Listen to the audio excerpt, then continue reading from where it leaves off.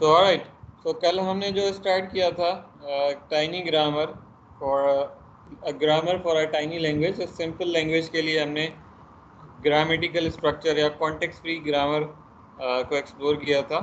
तो मैं इसको दोबारा एक मतलब ब्रीफली एक्सप्लेन कर देता हूँ, फिर हम आगे डिस्कस करेंगे। सो आपका किसी भी लैंग्वेज का जो कोड होता है वो स्टार्ट होता है आपके ग्रामर जो होता है कॉन्टेक्स्ट फ्री ग्रामर, उसमें भी एक स्टार्ट सिंबल होता है। और आपका किसी भी लैंग्वेज का कोड वो भी किसी एक पार्ट से स्टार्ट हो रहा होता है।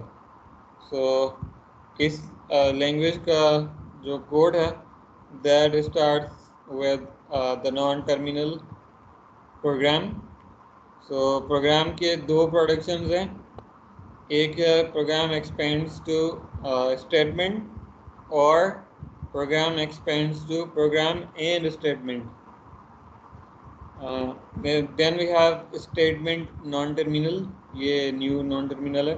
so statement non-terminal expands to assignment statement और if statement। so ये simple language है, tiny language की example है, इसमें सिर्फ assignment statement supported है and if statement supported है। so assignment statement के अंदर आपके पास assignment का syntax है, that is id equals expression and semicolon। so id equal and semicolon, these three are terminal symbols। सही है, ये ट्री की एंड नोड्स होंगे, ये फर्दर एक्सपेंड नहीं होंगे, इनकी जगह बस इनकी एक्चुअल वैल्यूज रिप्लेस होंगी। आईडी की जगह आईडी की कोई एक्चुअल वैल्यू आ जाएगी, इक्वल सेम रहेगा, सेमीकोलन सेम रहेगा। just this is the new non-terminal expression। so expression can be an id, can be an integer number, or expression can expand to expression plus expression। so इस tiny language के example में expression is also a really simple one, जहाँ पे सिर्फ plus operation supported है। सही है। इसके अलावा इफ स्टेटमेंट की बात करें तो if statement expands to if parenthesis again statement. So यहाँ पे बाकी सारी चीज़ें तो टर्मिनल्स हैं, सिर्फ expression and statements are non terminals. So expression again expands to this production and statement expands to can be an assignment statement or it can also be a nested if condition।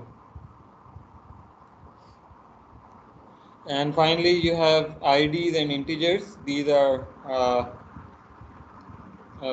the terminal values, but यहाँ पे उनको for the sake of simplicity यहाँ पे समझाने के लिए ये दिया गया कि ID एक ही कैरेक्टर की होगी, इनमें से कोई एक ही कैरेक्टर आ जाएगा ID की जगह, रिप्लेस कर सकता है।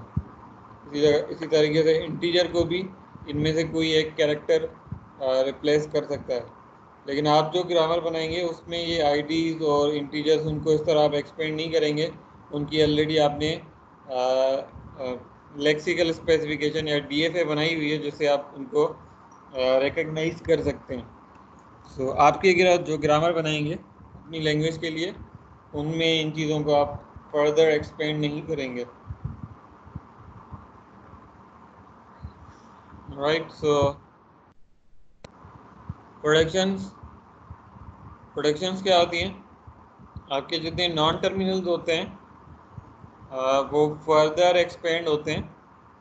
फॉर एग्जांपल यहाँ पे आपका प्रोग्राम नॉन टर्मिनल है, it expands to either this one or this one, this rule, दो रूल्स हैं इसके। So this is called the production rule. ये तो the rules of a grammar are called productions. Rules contain non-terminal symbols that are grammar variables। terminal symbols वो होते हैं जिनकी further productions possible नहीं होती, जो कि ट्री के अंदर जब आप सिंटेक्स ट्री बनाएंगे उसके अंदर एंड नोड्स आते हैं, उनकी फर्दर कोई चाइल्ड पॉसिबल नहीं है। Non terminal is a sequence of terminals and non terminals. तो आपके जो नॉन टर्मिनल्स हैं that can be a sequence of terminal और नॉन टर्मिनल और both. So expression for example आपका नॉन टर्मिनल है, इसके अंदर आपके ये टर्मिनल भी आ सकते हैं, आइडेंटिफायर या नंबर, और इसके अंदर फर्दर और नॉन टर्मिनल्स भी आ सकते हैं। Alright, so in a derivation instance of non-terminal is replaced by a sequence of terminals and non-terminals on the right of the production. So non-terminal replace होता है right side पे sequence with a sequence of terminals or non-terminals or both. So there are often two or more predictions for any non-terminal. So उनमें से आप कोई भी एक rule एक टाइम पे यूज़ कर सकते हैं। फॉर एग्जांपल अगर आपकी एक्सप्रेशन आप एक्सपेंड कर रहे हैं तो एक टाइम पे आप इन तीनों में से कोई एक प्रोडक्शन रूल राइट साइड पे जो लिखे हुए हैं और के बाद, तो तीनों में से आप एक टाइम पे एक ही चूज़ करेंगे।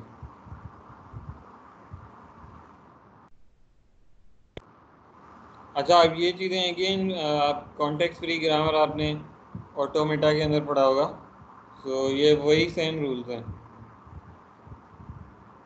तो इसको रिवाइज भी कर लें ऑटोमेटा की चीज़ें, जहाँ पे इन चीज़ों की एप्लीकेशन है, वहाँ पे आपने थ्योरेटिकली पढ़ा होगा, तो this is the application of automata.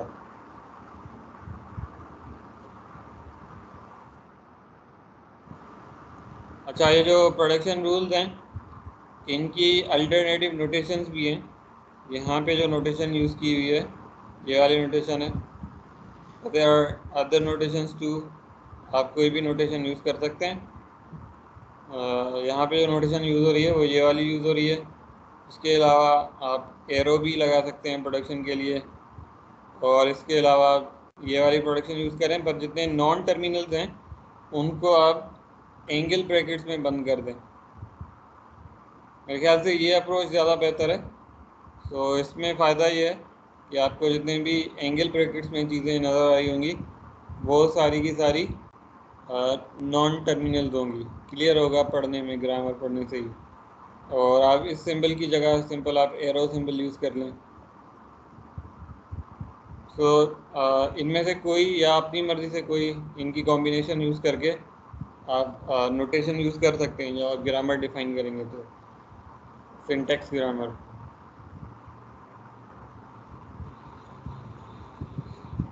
अच्छा, अब जो हमने ये पढ़ा था ग्रामर इस लैंग्वेज का, टाइनी लैंग्वेज का, उस हिसाब से आप इसको एक्सपेंड कैसे करेंगे? ये जो कोड लिखा हुआ है, प्रोग्राम लिखा हुआ है, इसको आप एक्सपेंड कैसे करेंगे?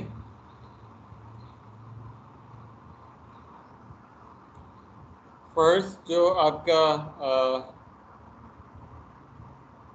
जहाँ से प्रोग्राम स्टार्टिंग सिंबल है ये एक्सपेंड होगा, ये स्टेटमेंट में एक्सपेंड नहीं होगा बल्कि प्रोग्राम एंड स्टेटमेंट में एक्सपेंड होगा। सो जो आपकी फर्स्ट स्टेटमेंट एक्सपेंड होगी, that will expand into assignment statement. Assignment statement में क्या आ रहा है?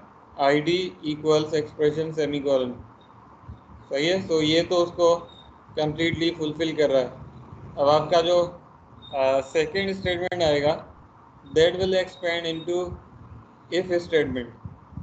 सो इफ स्टेटमेंट में क्या एक्सपेंड होगा? If statement is equal to if parenthesis, parenthesis के अंदर expression, again you have statement.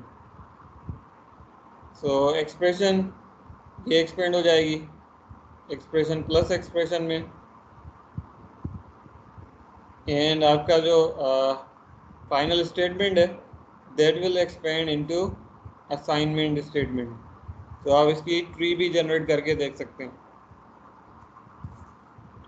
सो अगर इस कोड के अंदर कोई चीज़ फॉर एग्जांपल पैरेंथेसिस अगर मिसिंग होता लेफ्ट या राइट, तो उस केस में यहाँ पे ट्री की जो नोड बनती वो कंप्लीट ना होती, मिसिंग होती एक नोड। तो उस केस में आप सिंटैक्स एरर जनरेट कर लेते हैं। तो ये तो आपका जो ग्रामर डिफाइन करते हैं कॉन्टेक्स्ट फ्री ग्रामर, वो बेसिकली कंफर्म कर रहा होता है कि आपकी जो लैंग्वेज का सिंटेक्स है वो करेक्ट है या नहीं है। इस ग्रामर से मैच कर रहा है तो मतलब करेक्ट है, अगर इस ग्रामर से वो मैच नहीं करता that means you have syntax error.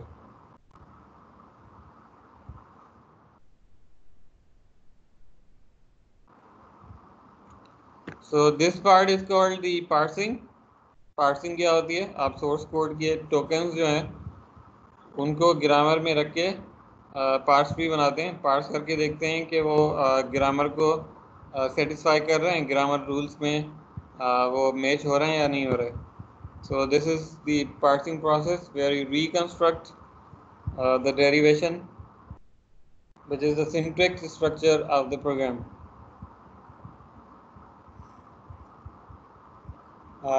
इसमें सेकंड पॉइंट ये कह रहा है कि ये भी पॉसिबल है कि आप lexical analyser and syntax analyser को एक ही प्रोग्राम बना के या एक ही क्लास बना के रिकॉग्नाइज कर सकते हैं, that can read character by character to establish the grammar, but this is never done for practical reasons because इसमें फिर कॉम्प्लेक्सिटी बढ़ जाती है कि आपका एक ही जो क्लास है वो लेक्सिकल एनालिसिस भी कर रही है साथ में और कैरेक्टर बाय कैरेक्टर रीड करके और उसका सिंटेक्स एनालिसिस भी कर रही है।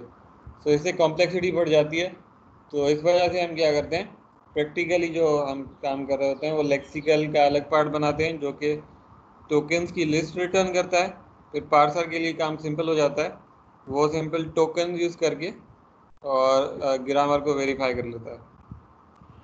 सही है। So for simplicity reason we never implement the syntax analyser that reads character by character.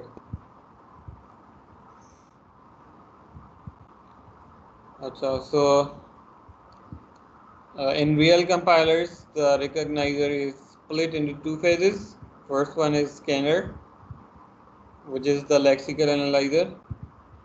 It translates input characters to tokens. ये character by character read करता है और tokens generate कर देता है। इसके अलावा lexical analyzer अगर आपके पास illegal tokens आते हैं तो वो lexical errors रिपोर्ट कर देता है, अदरवाइज टोकन लिस्ट जनरेट कर देता है। Then next step, source code आप स्कैनर को देते हैं, आउटपुट करता है टोकन लिस्ट। टोकन लिस्ट जाती है पार्सर के अंदर। So parser reads token stream instead of character stream and reconstructs the derivation through context free grammar. सही है।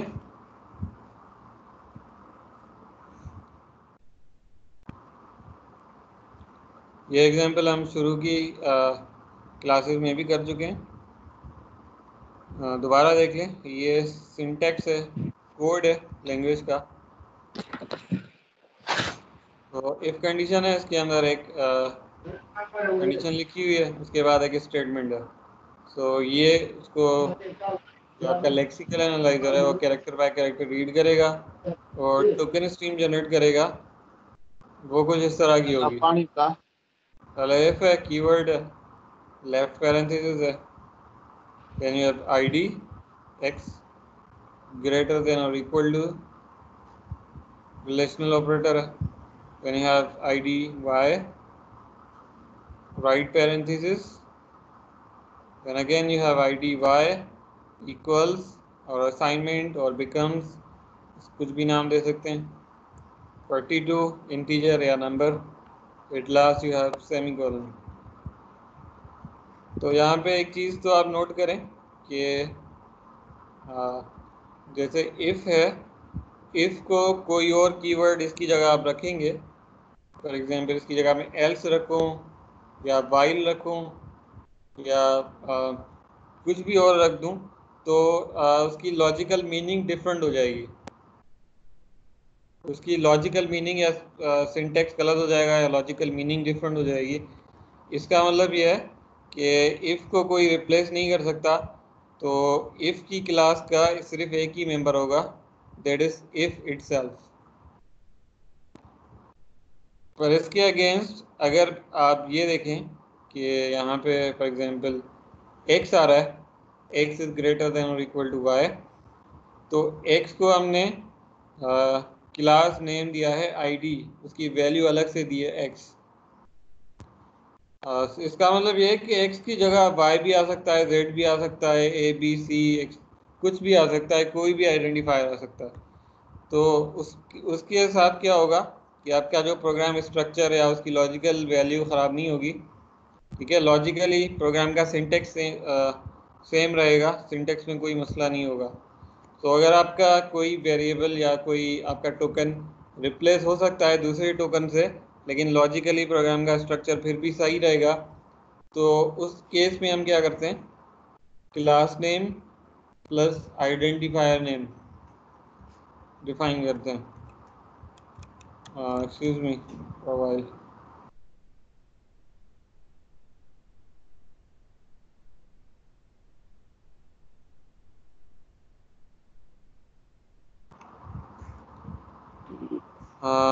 सो एनीवे, वेलकम बैक। सो ये चीज़ आपको समझ में आ रही है कि अगर किसी क्लास के मेंबर, किसी क्लास के अंदर आप किसी चीज़ को रिप्लेस कर सकते हो, एक टोकन को दूसरे टोकन से, और उसकी लॉजिकल मीनिंग या उसका सिंटेक्स स्ट्रक्चर वो डिस्टर्ब ना हो, तो उसका मतलब ये है कि वो दोनों चीज़ें एक ही क्लास को बिलोंग करती हैं। तो ये पर अगर आप किसी टोकन को दूसरे टोकन से रिप्लेस ना कर सकें, मतलब उसका ये होता है कि वो टोकन अपनी क्लास का यूनिक या एक ही मेंबर है, उस क्लास के अंदर दूसरे मेंबर्स नहीं हैं। सो एक आइडेंटिफायर को दूसरे आइडेंटिफायर रिप्लेस कर सकते हैं। तो रिप्लेस अगर कर सकते हैं तो मतलब उस क्लास के अंदर मल्टीपल मेंबर्स हो सकते हैं। उस केस में आपको क्लास नेम भी देना पड़ेगा, प्लस में टोकन की वैल्यू भी देनी पड़ेगी। लेकिन इफ़ के केस में या लेफ्ट पैरेंथेसिस के केस में इनको कोई रिप्लेस नहीं कर सकता। लेफ्ट पैरेंथेसिस की जगह में यहाँ पे कर्ली ब्रेस नहीं लगा सकता, या कोई और चीज़ में यहाँ पे यूज़ नहीं कर सकता, कोई भी और पंक्चुएशन। सो दैट मीन्स के लेफ्ट पैरेंथेसिस जो क्लास है उसके अंदर एक ही मेंबर है, लेफ्ट पैरेंथेसिस। सो इस वजह से यहाँ पे इन्होंने सिर्फ लेफ्ट पैरेंथेसिस ही लिखा है। इसी तरीके से अगर आप 42 नंबर की बात करें तो नंबर 42 की जगह आप कोई और नंबर रख दें, प्रोग्राम स्ट्रक्चर में कोई एरर नहीं आएगा। तो इसका मतलब यह है कि 42 जो क्लास को बिलोंग करता है, इंटीजर, तो उसका यूनिक मेंबर नहीं है, उसके अंदर और भी मेंबर हो सकते हैं। तो उस केस में आप क्या करते हैं, जब टोकन जनरेट करते हैं तो क्लास नेम और उसकी वैल्यू दोनों अलग से आप लिखते हैं। Is that clear? तो आपके क्लासेस, और क्लासेस कैसे बनते हैं और क्लासेस के मेंबर्स आप किस तरह डिफाइन करेंगे।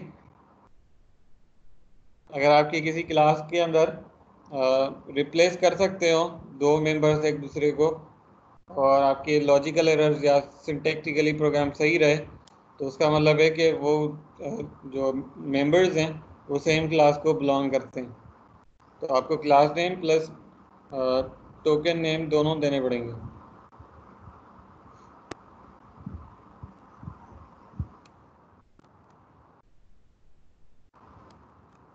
Is that clear?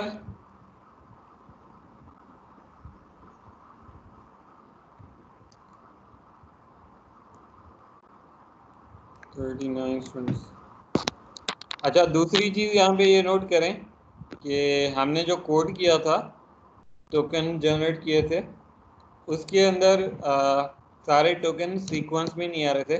पहले आपने नंबर्स हमने जनरेट किया कराए थे, उसके बाद पंक्चुएशन शो हो रही थी। ये मैंने कल भी आपको दिखाया था और आपको टास्क दिया था कि सीक्वेंशियली शो करें।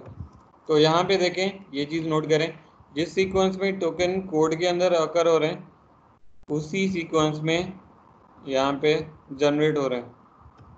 इफ, उसके बाद लेफ्ट पैरेंथेसिस आईडी है, ऑपरेटर है, अगेन आईडी। तो जिस सीक्वेंस में यहाँ पे ऑकर हो रहा है उसी सीक्वेंस में जनरेट कर रहे हैं। सो मैंने आपको ये टास्क दिया था कि आपको ये काम करना है, जिस सीक्वेंस में सोर्स कोड के अंदर आ रहे हैं उसी सीक्वेंस में आपको भी जनरेट करने हैं।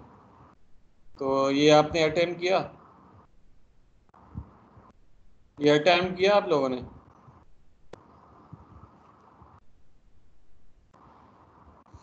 No sir.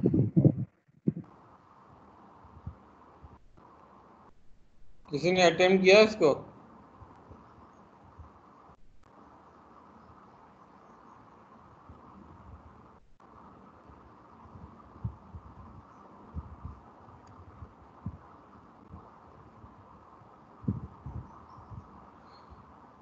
No sir. 6959 किसी ने किया है? नो सर, मैंने अभी तक नहीं किया सर। सर दरअसल मेरा लैपटॉप सर खराब हो गया, जिसकी वजह से नहीं अटेम्प्ट कर सका सर। हाँ या ना में तो एलसीडी जवाब सर दे दो। टूट गई है सर।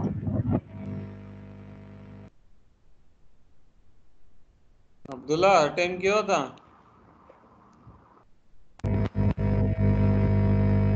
ना सही। मेरा ईयरफोन तो खराब नहीं है?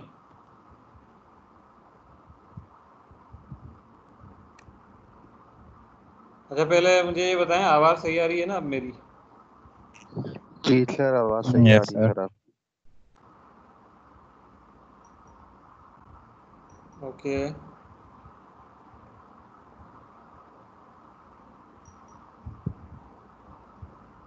ऑलराइट, सो आई थिंक किसी ने अटेम्प्ट नहीं किया अभी सर तक। सर बट थोड़ा थोड़ा सर ऊपर से जा रहा है सर। ये कुछ काम समझ आपको में सही आ रहा करना है, है। कुछ नहीं आ रहा। ये जिस सीक्वेंस में आपके पास सोर्स कोड के अंदर टोकन्स अगर हो रहे हैं, उसी सीक्वेंस में आपको जनरेट करना है। सो मैंने आपको एक हिंट भी दी थी। सो चलें फिर उसको अगेन अटेम्प्ट कर लेंगे।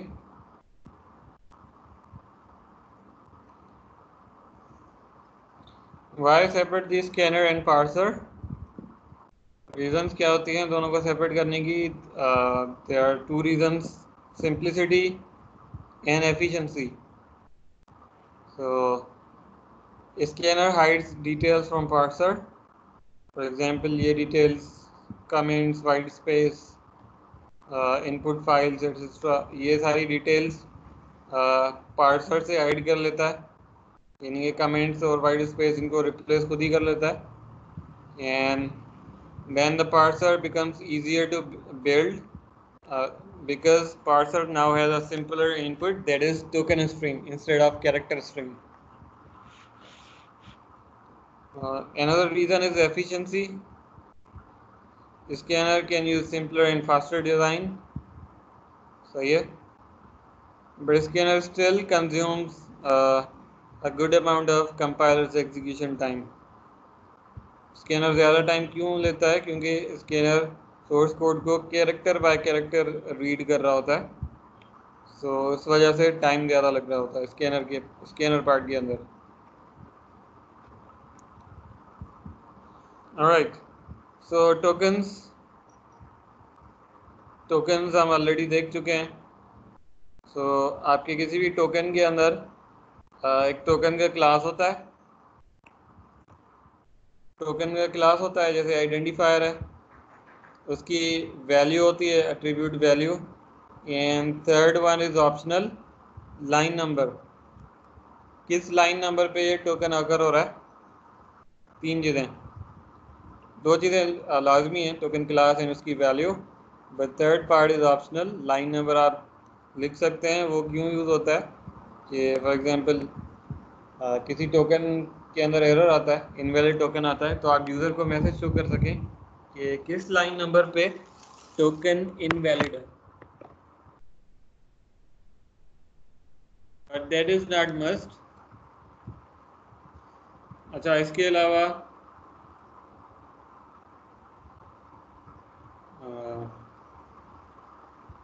एक मिनट, मैसेजेस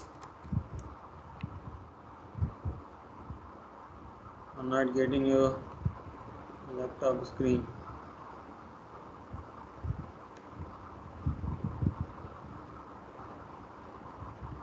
स्क्रीन बाकी लोगों को तो आ रही है ना सही? यस सर, आ रही है।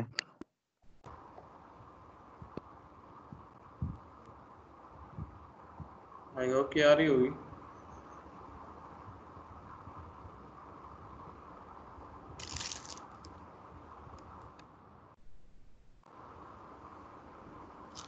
स्क्रीन आनी चाहिए।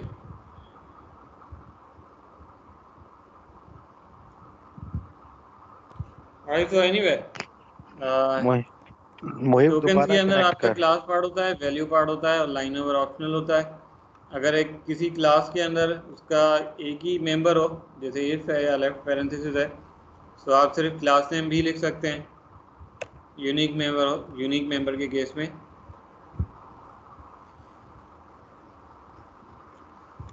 Next one is typical tokens in programming languages.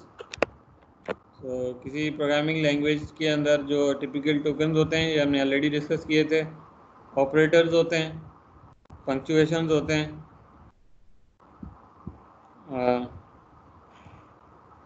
इनकी स्पेशलिटी ये है कि ईच ऑफ दीज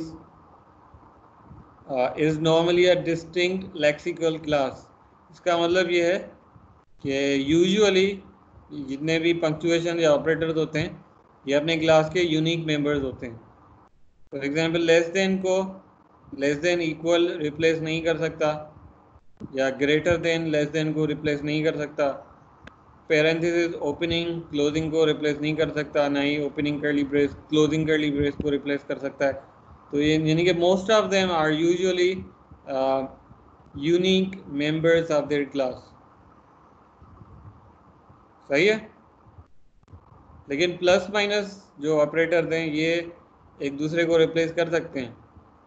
लॉजिकली आपका प्रोग्राम एरर नहीं आएगा, ये समझ रहे हैं। फॉर एग्जाम्पल इफ के अंदर अगर आप ओपनिंग की जगह क्लोजिंग पैरेंथेसिस लगा दें, that will be your syntax error. But अगर आप किसी एक्सप्रेशन के अंदर माइनस की जगह प्लस कर देते हैं, प्लस की जगह माइनस से रिप्लेस कर देंगे, तो उस केस में आपका कोई एरर नहीं आएगा, कोड कंपाइल हो जाएगा। So these two may belong to same class, but ये जो पंक्चुएशंस हैं ये एक दूसरे को रिप्लेस नहीं करते, अपनी क्लास के अंदर यूनिक ही होते हैं, यूनिक मेंबर्स होते हैं। Next we have keywords. So आपकी लैंग्वेज में जो कीवर्ड सपोर्टेड होंगे वो आप लिखेंगे। अगेन ये लिमिटेड होते हैं। लैंग्वेज जब आप स्पेसिफिकेशंस डिफाइन कर रहे होते हैं तो आप इन कीवर्ड्स को मेंशन कर रहे होते हैं कि कौन कौन से कीवर्ड्स सपोर्ट करती है आपकी लैंग्वेज। तो ये मैंने आपको पहले ही बताया था कि प्रोजेक्ट की डॉक्यूमेंटेशन जब बनाएंगे तो उसमें ये चीज़ें मेंशन करेंगे कि आपके लैंग्वेज के अंदर टिपिकल जो टोकन्स हैं सपोर्टेड वो कौन कौन से हैं इनमें से।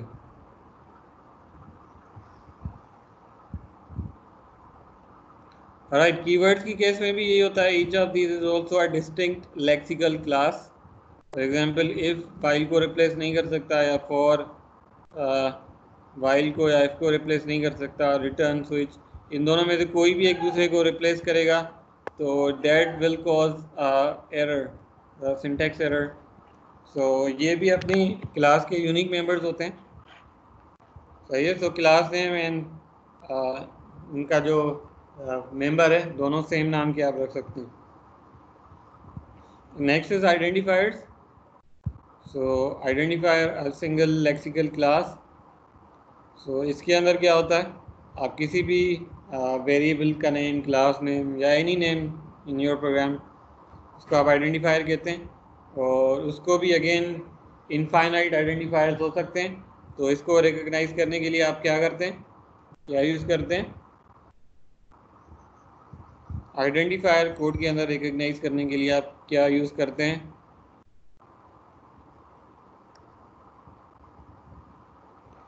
हम आइडेंटिफायर्स को कैसे रिकग्नाइज करते हैं कोड के अंदर।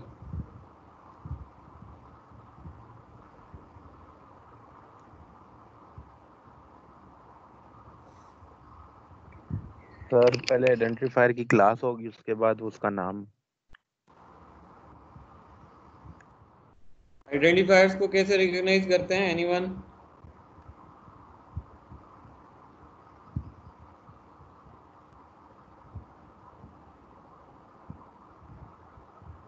किसी को आइडिया है आइडेंटिफायर्स को कैसे हम रिकग्नाइज कर लेते सर अल्फाबेट्स के थ्रू, सर नाम के थ्रू। सर उसकी क्लास होगी सर पहले आइडेंटिफायर की, इसके बाद सर उसका नाम।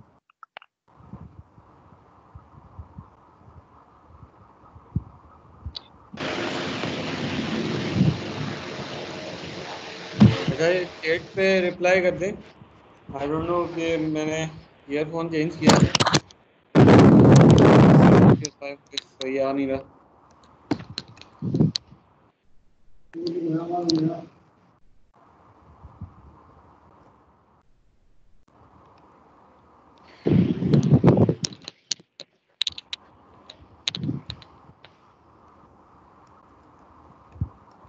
तो एनीवे आइडेंटिफायर्स को रिकग्नाइज करने के लिए अगेन आप डीएफए यूज़ करते हैं, जो कि आपने इंटीजर नंबर को रिकग्नाइज करने के लिए यूज़ किया था। तो आप डिजिट्स चेक करते हैं 0 to 9 अगर रेंज में आ रहे होते हैं। इसी तरीके से आइडेंटिफायर्स की भी आप रेंज चेक करते हैं, A to Z की रेंज में अगर आ रहे होते हैं, so that is your identifier. DFA आप डिफाइन करते हैं इसके लिए भी।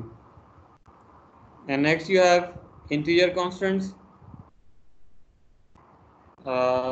Not just integer constants but अगर आपकी language string constants and floating point या डबल कॉन्स्टेंट्स ये भी सपोर्ट करती है, तो ये सारे कॉन्स्टेंट्स भी आपकी लैंग्वेज का पार्ट होती हैं और इनको रिकग्नाइज करने के लिए भी आप डीएफए यूज़ करेंगे, जो कि इनको रिकग्नाइज करेगा।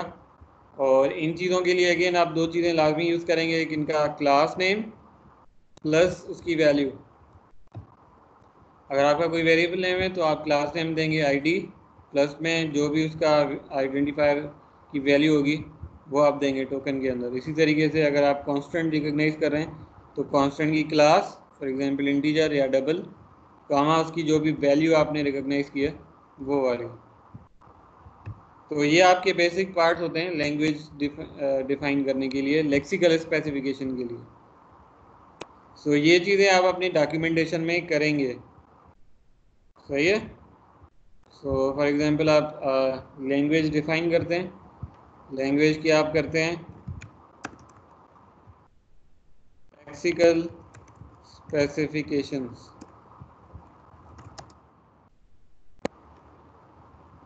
सही है। सो लेक्सिकल स्पेसिफिकेशंस में आप क्या चीज़ें डिफाइन कर रहे होंगे? लेट्स से आपके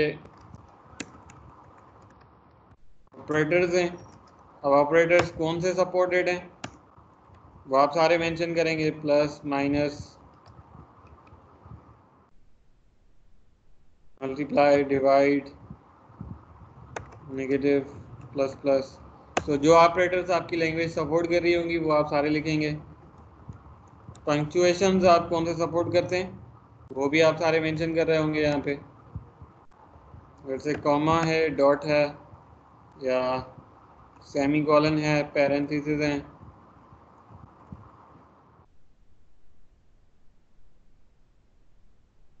तो इस तरह से आप अपनी लैंग्वेज की प्रोजेक्ट डॉक्यूमेंटेशन जब बनाएंगे तो ये सारी लेक्सिकल स्पेसिफिकेशंस डिफाइन कर रहे होंगे।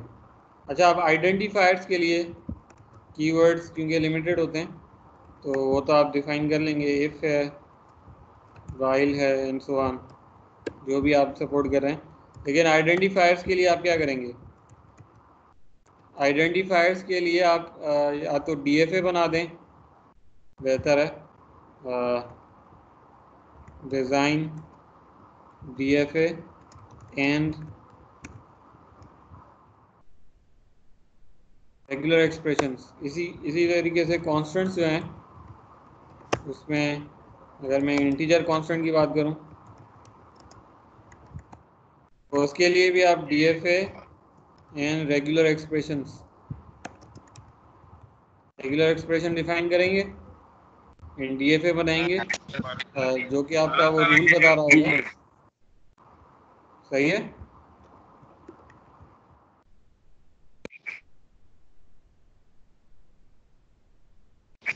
यहाँ पे आप लिख भी सकते हैं, डिस्क्रिप्शन भी लिख सकते हैं, only alphabets and numbers allowed. Identifier names में आप सिर्फ अल्फ़ाबेट एंड नंबर्स अलाउ कर रहे हैं, plus first character must be N alphabet. तो इस तरह के आप रूल्स डिफाइन कर सकते हैं आपके आइडेंटिफायर रिकॉग्निशन के जो भी रूल्स हैं, तो वो आप इस तरह से डिफाइन कर सकते हैं। ठीक है, रूल आप डिस्क्रिप्शन डिफाइन करने के बाद उसका आप डीएफए बना दें। इसी तरीके से कॉन्स्टेंट्स जिसमें सिर्फ नंबर आ रहे होंगे उनका आप डिस्क्रिप्शन और डीएफए डिस्क्राइब कर दें। तो आप लेक्सिकल स्पेसिफिकेशन इस तरह से अपनी लैंग्वेज की कंप्लीट डॉक्यूमेंट कर लें। Is that clear? Lexical specifications, is it clear? Yes, sir. Yes, sir.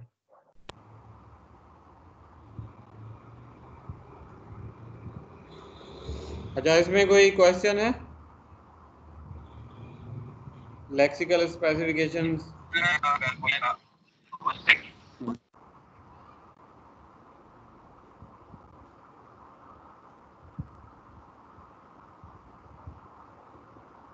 No, sir. Question कोई भी नहीं है sir.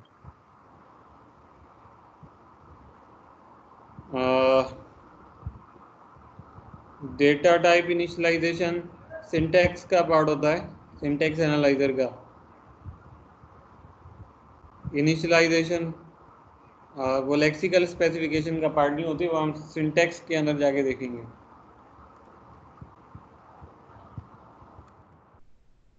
Is that clear?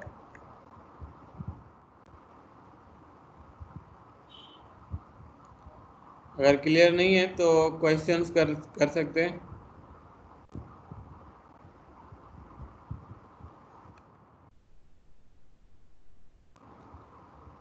Lexical specification की डॉक्यूमेंटेशन आप इस तरह से कंप्लीट कर लें अपने प्रोजेक्ट की, जिसमें आप कंप्लीट आपकी लैंग्वेज जो भी सपोर्ट कर रही है, जितने भी टोकन टाइप सपोर्ट कर रही है इनमें से वो सारे यहाँ पे मेंशन कर दें और उनको डिफाइन भी कर दें। जैसे रेगुलर एक्सप्रेशंस आइडेंटिफायर के केस में रिक्वायर्ड हैं, तो उनको आप डिफाइन भी कर दें।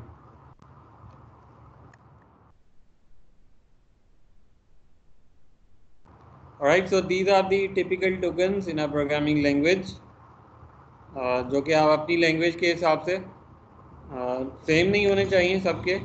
आपकी लैंग्वेज, आप जितना लैंग्वेज को रखना चाहते हैं तो वो सबका डिफरेंट हो सकता है, बल्कि होना चाहिए सब लोग अपनी लैंग्वेज अलग से, क्योंकि डिफाइन कर रहे हैं तो रूल्स ये चेंज हो सकते हैं सबके पास।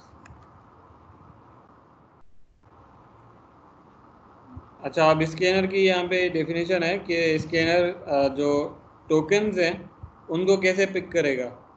So the scanner should pick the longest possible string to make up the next token.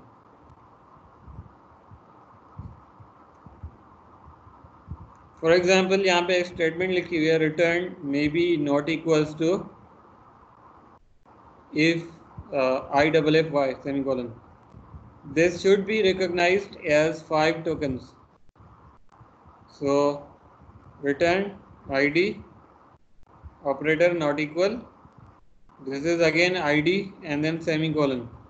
तो यहाँ पे देखिए, अगर आप इसको अगर आप रिकग्नाइज कर रहे हैं और आपके पास IF कीवर्ड आ जाता है, सॉरी IF कैरेक्टर्स जो आपको मिल जाते हैं रीड करते वक्त कैरेक्टर बाय कैरेक्टर, तो आप उसको इफ़ कीवर्ड कंसीडर करके फॉलोइंग FY को ID कंसीडर नहीं करेंगे, बल्कि आप लॉन्गेस्ट पॉसिबल मैच देखेंगे। आप उसको फर्दर रीड करेंगे कि IF के बाद अगर कोई और कैरेक्टर तो नहीं आ रहा।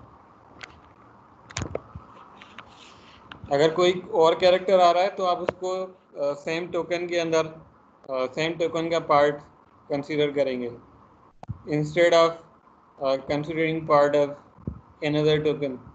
अगर आपको IF मिल जाता है तो IF के बाद भी आप चेक करेंगे कि उसके बाद कोई और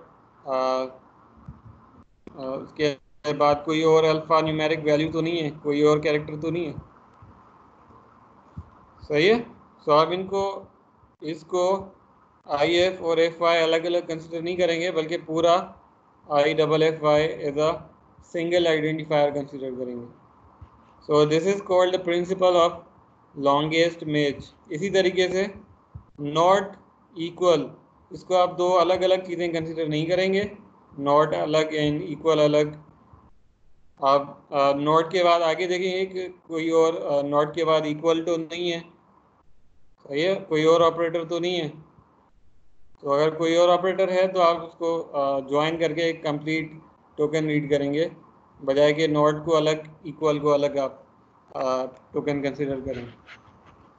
सो this is the longest match principle, और यही प्रिंसिपल हमने यूज़ किया था जब हम नंबर रिकॉग्नाइज कर रहे थे। तो नंबर में भी हम नेक्स्ट कैरेक्टर रीड करते जा रहे थे, जब तक 0 to 9 वैल्यू आती रही थी तब तक हम उसको सेम टोकन के अंदर अपेंड करा रहे थे उसकी value.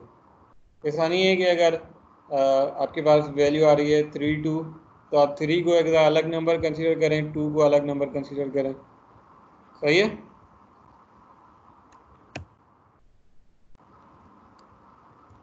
Alright, now you have formal languages and automata theory. कुछ ये ऑटोमेटा के कॉन्सेप्ट्स हैं, ये आई थिंक ब्रेक के बाद हम इसको कंटिन्यू करेंगे। सो क्वेश्चंस हैं यहाँ तक?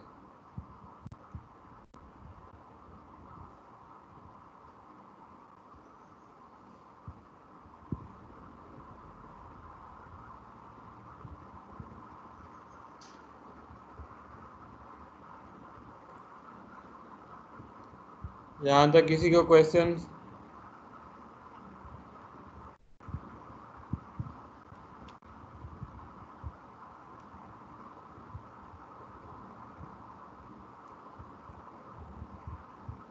अच्छा,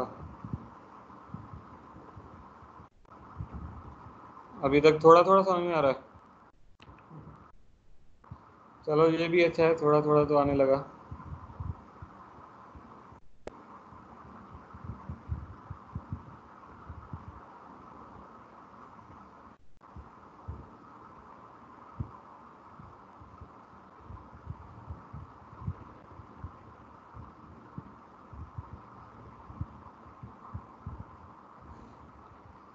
तो इस सब्जेक्ट है, इसको थोड़ा पानी मारते हैं, थोड़ा भीग जाएगा। इसमें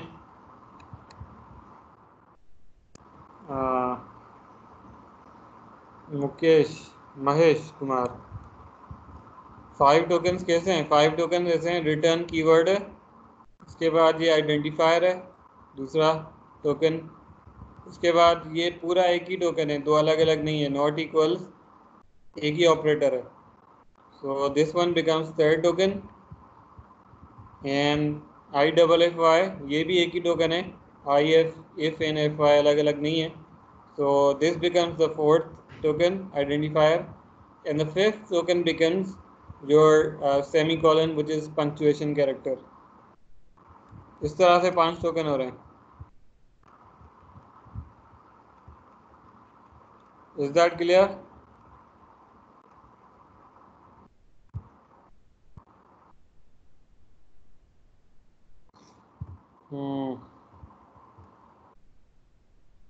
ऑनलाइन समझ में नथो अचे।